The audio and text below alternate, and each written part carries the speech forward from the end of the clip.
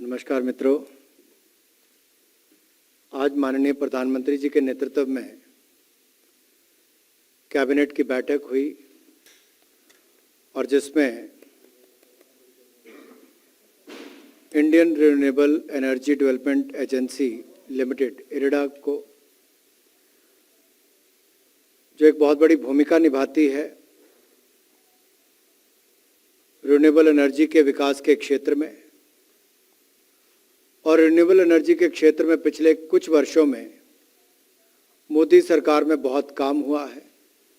कई गुना ज़्यादा प्रोजेक्ट्स वहाँ पर लगाए गए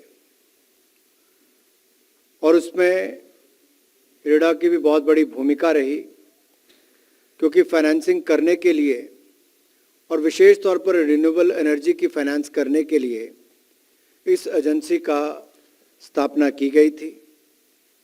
इसकी स्पेशलाइजेशन भी उसी क्षेत्र में है और पिछले 6 वर्षों में इरडा ने इसका पोर्टफोलियो 8,000 करोड़ से बढ़कर 8,800 करोड़ से बढ़कर 28,000 करोड़ पे हो गया है। लेकिन आरबीआई के नियमों के अनुसार आपकी जो नेट वर्थ है उसका 20% ही आप लोन के रूप में दे सकते हैं। तो इरडा की नेट वर्थ है 3,000 करोड़, वो 600 करोड़ तक का ही इसमें ऋण देने की सीमा सिंगल बोरोर के लिए उसकी है। जब इसको बढ़ाकर इसमें आज निर्णय लिया गया कि 1,500 करोड़ रुपए का equity infusion Indian renewable energy development agency limited में किया जाएगा और इससे लाभ ये मिलेगा कि अतिरिक्त इक्विटी के आने से रिन्यूएबल एनर्जी के सेक्टर में इरडा अब लगभग 12,000 करोड़ रुपए तक की लेंडिंग कर सकेगा, जिसमें लगभग 3,500 से 4,000 मेगावाट रिन्यूएबल एनर्जी की क्षमता के सृजन के लिए फाइनेंसिंग का प्रबंध हो जाएगा। एक बड़ा निर्णय है। इसमें लगभग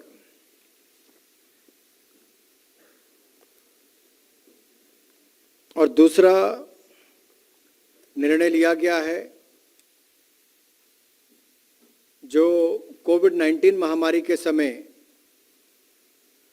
बिजनेस और इंडिविजुअल बोरोवर्स दोनों पर ही लोन का बोझ बढ़ गया था और इसको देखते हुए कि छोटे बोरोवर्स को 6 महीने के लिए ऋण की अदायगी पर मॉरेटोरियम का राहत भी दी गई थी और बाद में मॉरेटोरियम की अवधि में कंपाउंड इंटरेस्ट का बोझ ना पड़े, इसके लिए कंपाउंड इंटरेस्ट और सिंपल इंटरेस्ट के अंतर की राशि के बराबर की राहत राशि भी उपलब्ध करवाने का निर्णय किया गया था।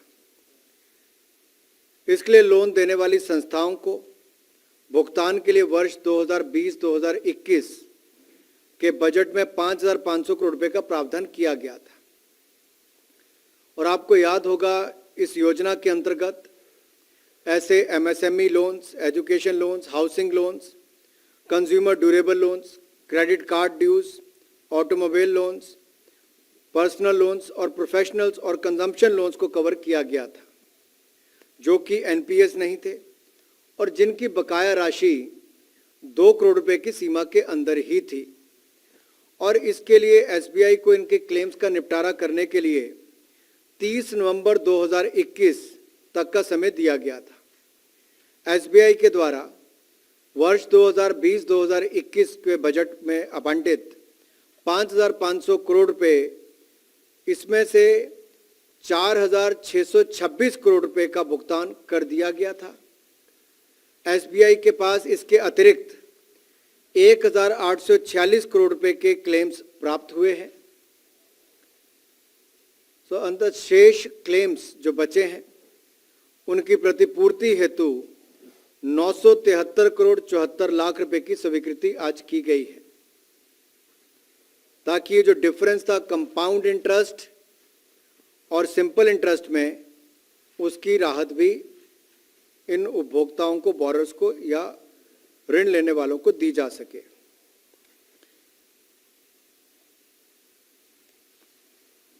तीसरा विषय है जो माननीय प्रधानमंत्री जी के बहुत दिल के करीब भी है, कि सफाई कर्मचारियों के जीवन में सुधार हो, उसके लिए बार बार बहुत कदम मोदी जी की सरकार में उठाए भी गए। और इसी तरह से ही नेशनल कमीशन फॉर सफाई कर्मचारी ये बना था ताकि सफाई कर्मचारियों के किसी समूह के संबंध में कार्यक्रम अथवा स्कीमों को बनाने का सुझाव देना हो, सफाई कर्मचारियों द्वारा उठाई जा रही समस्याओं को हल किया जा सके और वे सम्मानपूर्वक जीवन यापन कर सकें, सफाई कर्मचारियों की कठिनाइयों को दूर करने के लिए लक्षित निर्णय दिशा निर्देश जारी करने का काम किया जा सके। इस आयोग की जो कार्यकाल है उसको 1 अप्रैल 2022 से बढ़ाकर अगले 3 साल तक के लिए बढ़ाने का निर्णय कर दिया गया है। 31 मार्च 2025 तक इसका कार्यकाल होगा, यह भी निर्णय किया गया है। केंद्र सरकार को सफाई कर्मचारियों की स्थिति, सुविधाएं और अवसरों में और सुधार करने के लिए जिस तरह से यहाँ से निर्णय भी किए जाते हैं, और आपने तो समय समय पर देखा भी होगा किस तरह से मोदी जी ने स्वयं स्वच्छता अभियान चलाकर देश भर में एक सोच बदलने का काम भी किया है। और इन सफाई कर्मचारियों की तरफ जो नजरिया था लोगों का, वो भी देखने का बदलाव हुआ, सुख सुविधाओं का बदलाव भी हुआ। यहाँ तक कि मोदी जी ने तो स्वयं सफाई कर्मचारियों के पांव तक धोने का काम भी किया, जिससे ये भी पता चलता है कि इनको कितना महत्व दिया जाता है। ये नेशनल कमीशन फॉर सफाई कर्मचारी, इसका कालखंड अगले 3 साल के लिए और बढ़ाया गया। कार्यकाल 1 अप्रैल 2022 से लेकर 31 मार्च 2025 तक बढ़ाया गया है। Thank you, sir. We will now take a few questions related to cabinet decisions only.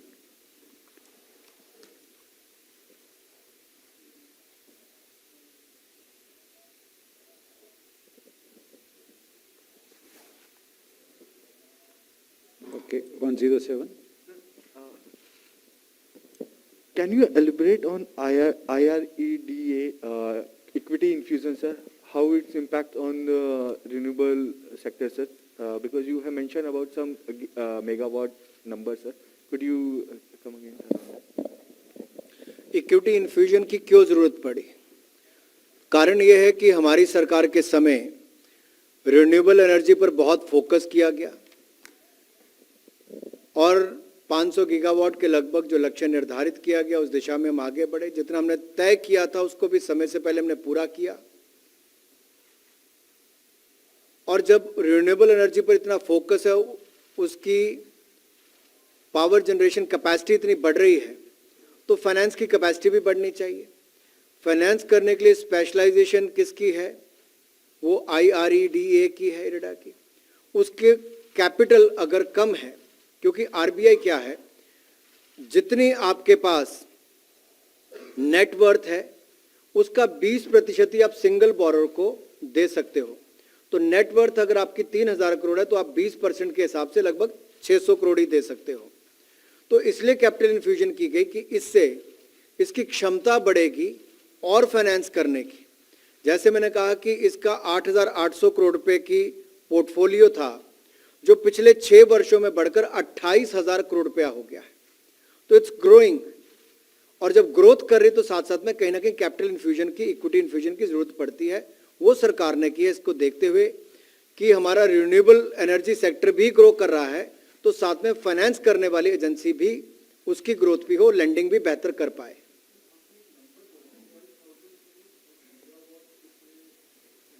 दे पाएगी 12,000 करोड़ रुपए तक की लेंडिंग ये कर पाएगा, जिससे 3500 मेगावाट से लगभग 4000 मेगावाट तक की क्षमता के सृजन के लिए फाइनेंसिंग उपलब्ध होगी।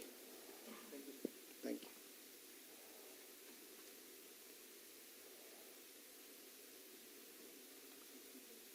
चलिए, धन्यवाद सबका बहुत बहुत। Thank you, friends. We close the press conference now. Thank you.